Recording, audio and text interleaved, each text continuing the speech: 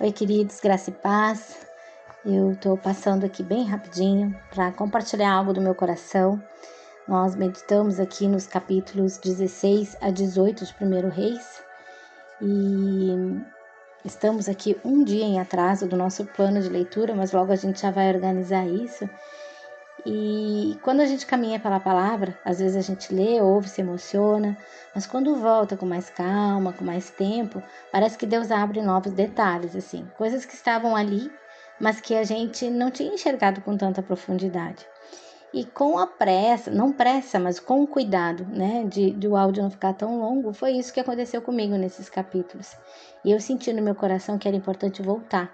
Não porque tenha faltado realmente alguma coisa, mas porque tem detalhes aqui que são preciosos demais para passar rápido por eles. Então, né, eu quero compartilhar com vocês, né, um pouquinho mais sobre o cuidado de Deus sobre a vida de Elias. Porque antes mesmo do Monte Carmelo, antes do fogo, Deus já estava cuidando de Elias de um jeito tão especial e tão pessoal. Algo que não foi relatado, né, no último áudio, é que Deus ele leva Elias para o ribeiro de Querite. E ali no escondido, quem sustenta o profeta são os corvos, de manhã e à tarde. Enquanto a terra estava lá naquela terrível escassez, Deus estava mostrando, eu sei cuidar dos meus. E depois ele leva Elias ali até uma viúva, uma mulher pobre, improvável, estrangeira. E ali Deus não só sustenta Elias, ele ensina a fé. Porque aquela mulher, ela dá um pequeno passo de obediência e ela vê a provisão não acabar. Depois ela vê o próprio filho voltar à vida, né? E olha aí que coisa linda o cuidado de Deus. Ele sustenta, ele provê, ele responde, ele traz vida. E aí sim, depois de tudo isso vem um confronto no Carmelo, com 450 profetas de Baal contra um único homem. Elias era o único profeta naquele momento. E ele chama todo o povo e faz a pergunta: até quando vocês vão ficar divididos? E o povo não responde nada. E então começa o desafio: 2 sacrifícios sem fogo. O Deus que responde com fogo, esse é Deus.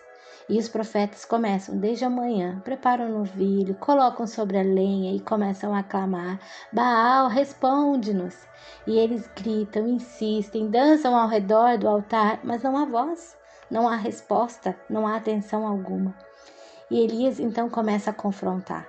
Gritem mais alto, talvez esteja ocupado, ou viajando, ou até dormindo. E aquilo vai ficando mais intenso.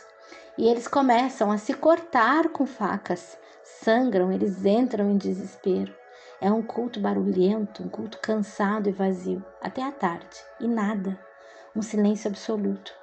Então Elias chama o povo para perto, e antes de orar, ele faz algo muito profundo. Ele reconstrói o altar do Senhor que estava em ruínas. Ele pega 12 pedras, uma para cada tribo de Israel, como quem lembra o povo quem eles são e a quem eles pertencem. Ele edifica o altar, coloca a lenha, corta o novilho e então faz algo que humanamente não faz sentido. Ele manda jogar água, uma vez, 2 vezes, 3 vezes, até encharcar tudo. Altar, lenha, sacrifício, até o rego ao redor fica cheio de água. Não havia possibilidade humana ali. E então Elias ora, simples, direto, sem nenhum espetáculo. E naquele momento, o fogo do Senhor cai. E não só acende o sacrifício, ele consome o holocausto, a lenha, as pedras, o pó e até a água. Era Deus respondendo de forma inegável e o povo se prostra. O Senhor é Deus, mas não termina ali. Elias manda prender os profetas de Baal e no ribeiro de Quizon eles são mortos. É um momento de juízo, de ruptura com aquele sistema de engano. E depois disso, Elias ora pela chuva e manda o servo olhar o céu 1 vez, 2 vezes, 3 vezes, até 7 vezes. Nós vimos isso no outro áudio. Até que parece uma nuvem, do tamanho da mão de um homem, tão pequena, mas era o começo. Quando Deus começa, Ele termina e a chuva vem. Mas tem algo aqui que mexeu muito comigo, que nós vamos ver nos próximos capítulos. Depois de tudo isso, depois de ver o sobrenatural, depois de viver tudo isso com Deus, Elias ainda sente medo. Uma ameaça de Jezabel e ele foge, se cansa, se abate. Entra num lugar tão profundo que chega a desejar morrer. E isso nos ensina algo muito real, né? Que até quem vive milagres ainda é humano. Mas Deus, ele continua o mesmo. O Deus que sustentou com corvos, o Deus que proveu na casa da viúva, o Deus que respondeu com fogo, é o Deus que também cuida do coração cansado. Elias não é abandonado por Deus. Deus continua alimentando, falando e restaurando.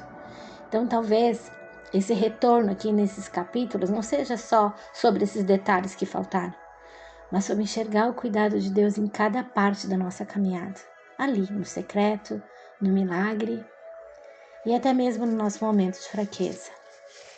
Essa é a Bíblia em histórias vivas. E quanto mais a gente volta, mais a gente percebe que sempre tem algo novo para viver com Deus. Amém? Grande abraço.